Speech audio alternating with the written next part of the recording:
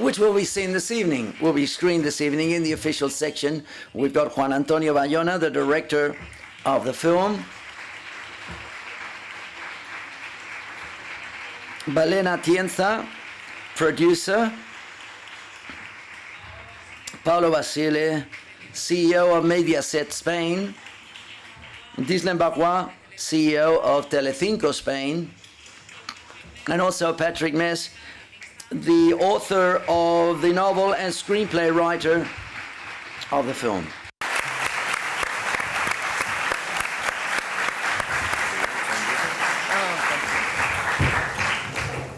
Gracias. Buenos días.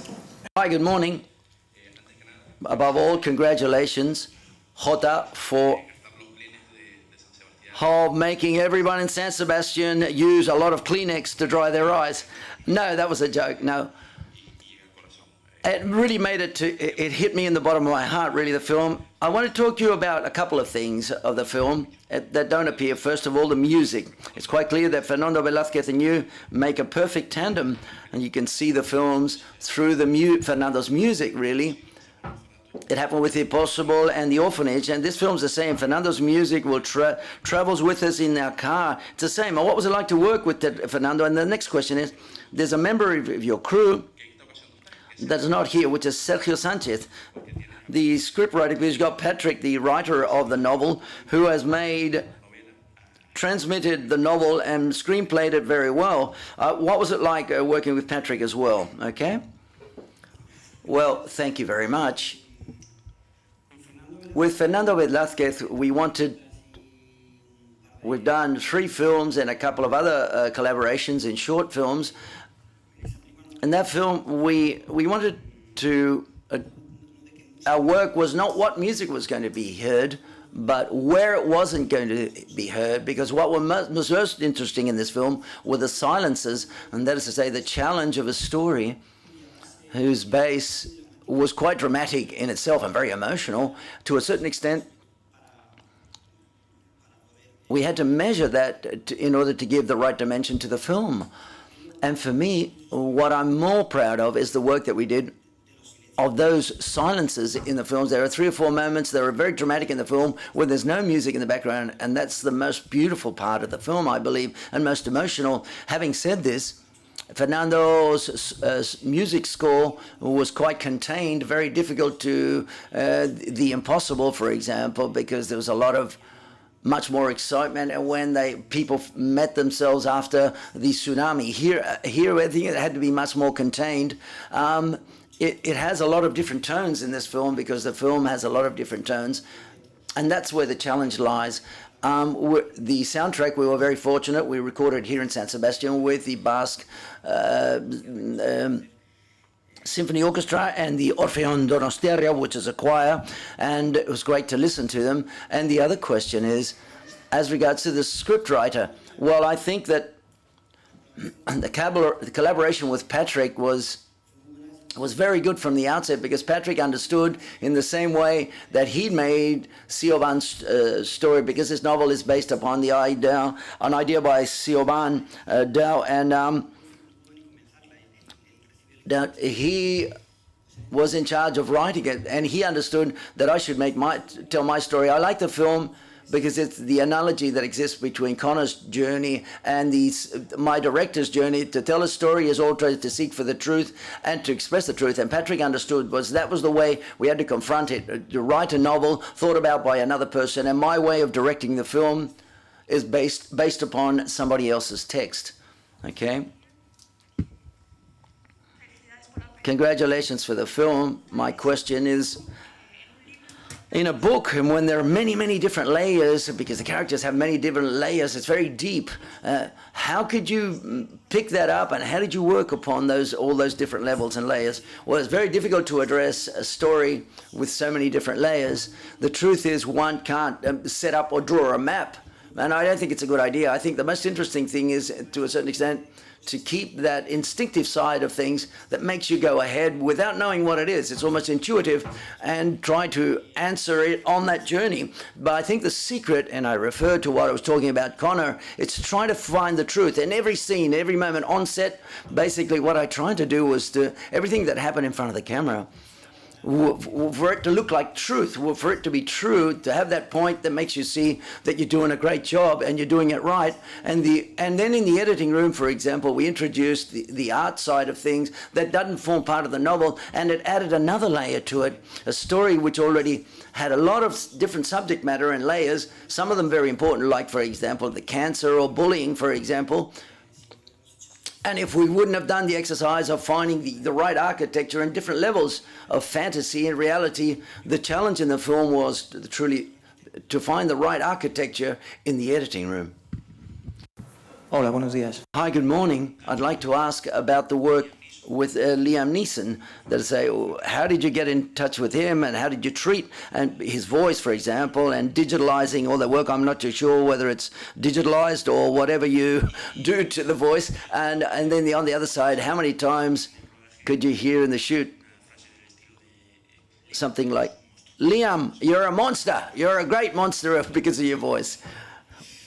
How many times did you hear that in the shoot? Well, okay, quite fortunately in the film, we had Sigourney Weaver and Toby Kebbell, who are experts in motion capture because they've had their experience, especially Toby Kebbell, whose filmography has been carried out with the technology. Half his career has been done with this type of technology. But it's quite curious because all of a sudden you find Liam Neeson in a ridiculous pajama wearing on set without any external props or anything. And I think Sigourney gave a great analogy. It's like working in theatre when you're rehearsing.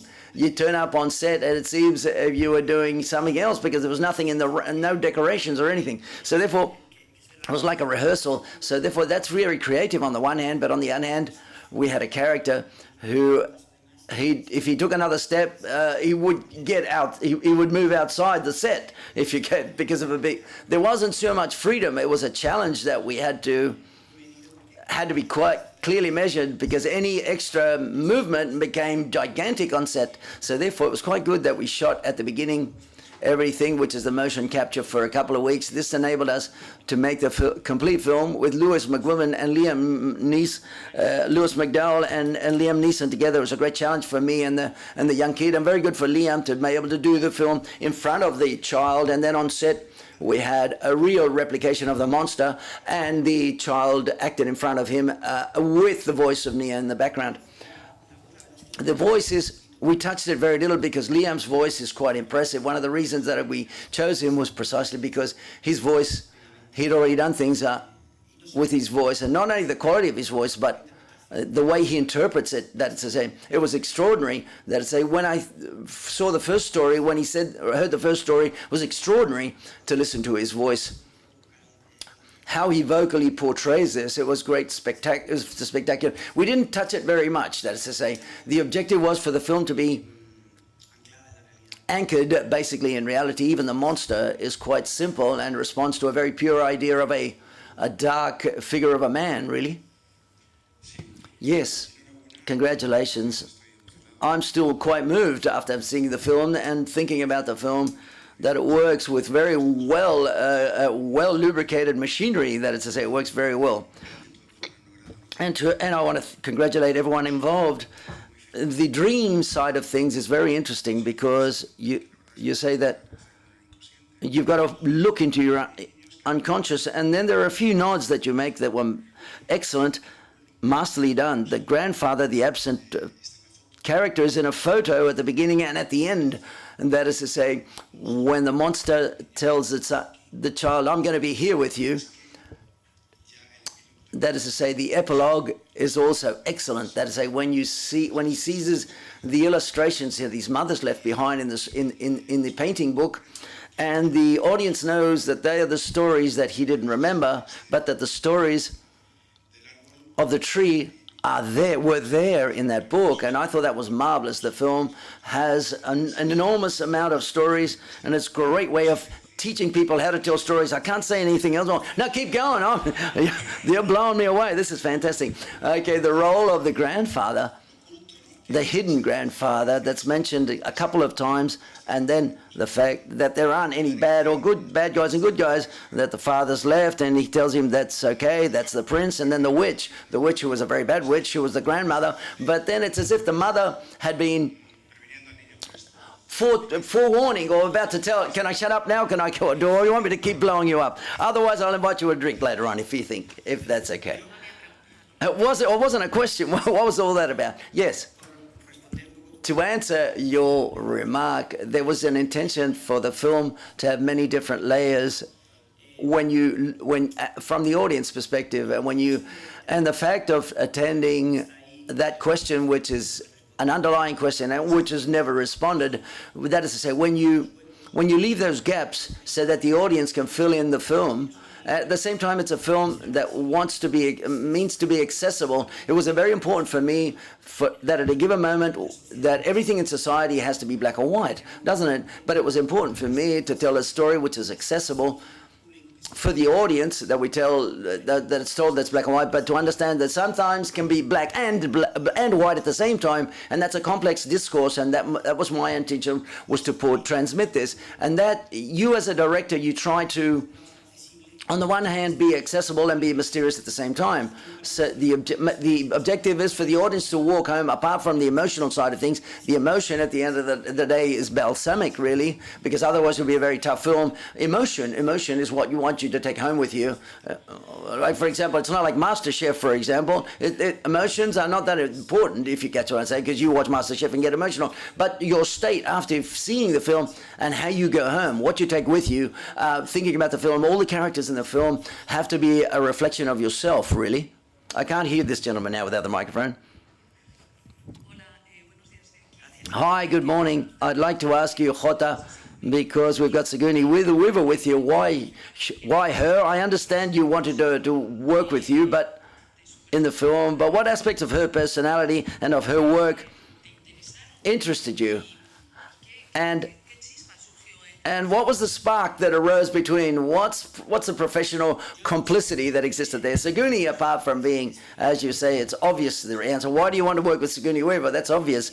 Well, I'd also seen, after Sitges Film Festival, she was in Snow White. She was the witch. And to a certain extent, we were looking for the witch of Snow White, a witch who's got another element to her, because she ends up being, I don't want to spoil it, but to being the person who takes care of the little boy. But I think that there's something quite clear in Saguni which makes her different to other women, warriors, that is to say, that you always see latently in her, you always see an emotion, you always see a heart and a certain sensitivity, which is quite obvious from the first day we met, because we met and she started to talk to me about the story, and it was quite exciting for me, quite moving. And all of those different layers that you see through her filmography, for example, she's got everything. She's done comedy, sci-fi films, she's got dramatic roles and portrayals like Gorillas in the Mist or The Death and the Maid, for example. She's got so many films that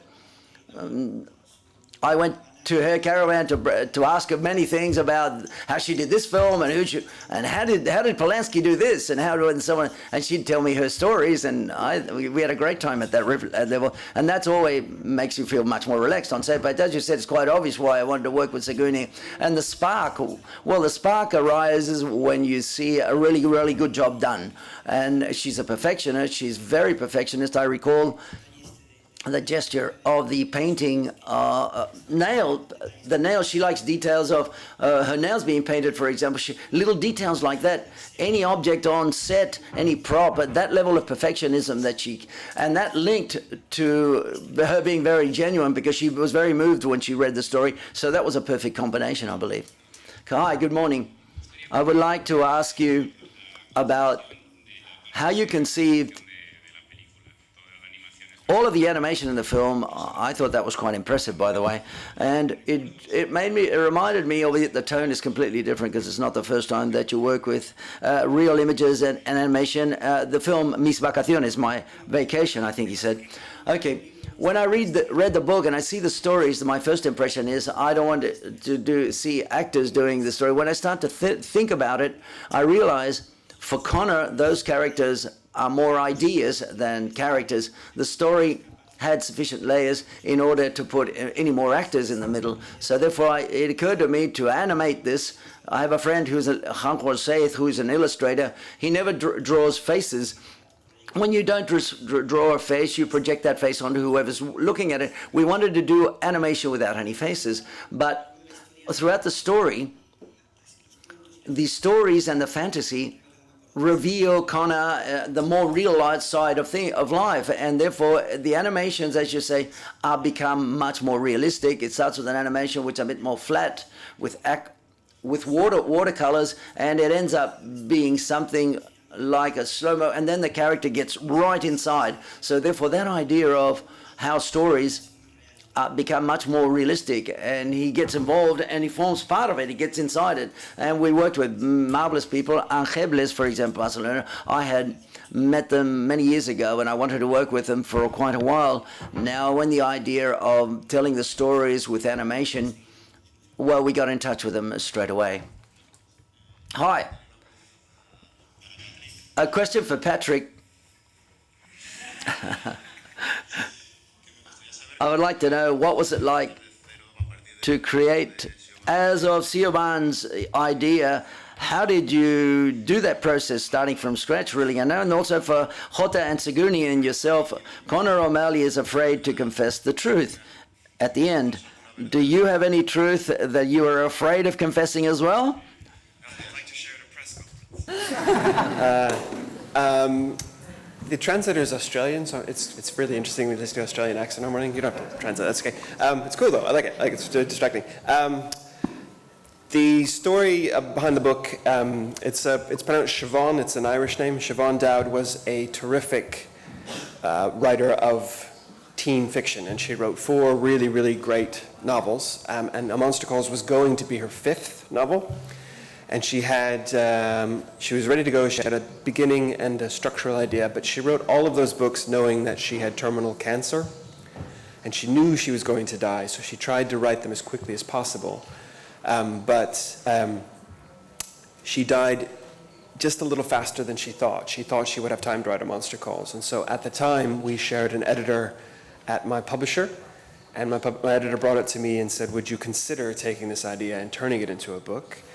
And my first reaction was probably not, because I worry you can't write a memorial. You can't write, it has to be a story, because that's what Siobhan Dowd would have done. But her idea, it was sort of an opening chapter, a few characters, and the idea of this tree that would speak and tell these stories. And though it was small, it was so rich that I immediately started getting other ideas. And the very, very first idea I had was, in fact, the grandmother's sitting room, where Connor comes out of maybe a dream or a vision to discover he's destroyed all of the antiques in his grandmother's sitting room, which to me is the fulcrum of the story and the fulcrum of the film. It's where we see all of his real rage at not being able to say the truth, as you say. And that to me is that's the trap of any young person, which is he's old enough to be told some things, but not old enough to be told everything, except, of course, he figures it out. He understands exactly what's going on, but no one will confirm it, so he has no one to talk to about it. And to me, that's really what the story is about, to uncovering the ugly truth, that there's a contradiction there, that he can't stand the pain of it, but he's also going to lose her. So how do you reconcile the two things? And I think, to me, that is the moment where we become adults. I think that's the adult moment where you realize that you are a complex individual and can believe contradictory things, and you have to learn to live with believing those contradictory things. And so for me, for the grandma was a really important character for me, because I thought Connor sees her purely as villain. She is purely the Wicked Witch. She's the evil stepmother. But I thought we will understand more than he does, that she has lost her husband, and she's about to lose her daughter. And what on earth what effect must that have on a person? And so it was really, really important to me we see her from the beginning in a certain way, and then she slowly starts to unpack. And we understand that she might be difficult, but that doesn't mean bad. And Connor understanding the complexity of her is a huge step, again, into growing up. And Sigourney, we talked about this last night, actually, is perfect for this, because the persona of Sigourney is so strong and so powerful, and that's really useful, because you can start there, and then you can start to sneak underneath it and subvert it, and it can become something really surprising and really beautiful. So it was a really perfect combination for me. That's a really long answer. Thank you for listening. Tenemos tiempo para una última pregunta. Time for one last question.